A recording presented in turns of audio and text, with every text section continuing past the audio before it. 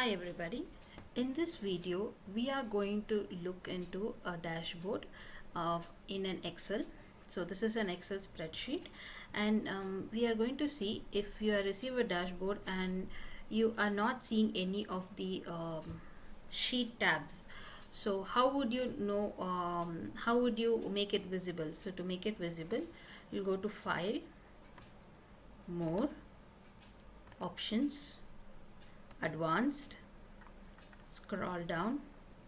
Under display options for this workbook, you can actually see here the third option, show sheet tabs, is unchecked. So we will check it and click on OK. So here you can see now the sheet tabs are visible, and also there might be sheets that are hidden. So you can right click on any of the sheet tab,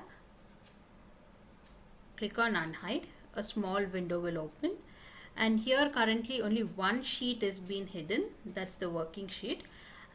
There can be multiple sheets hidden. You can select the sheet that you want to unhide and click on OK.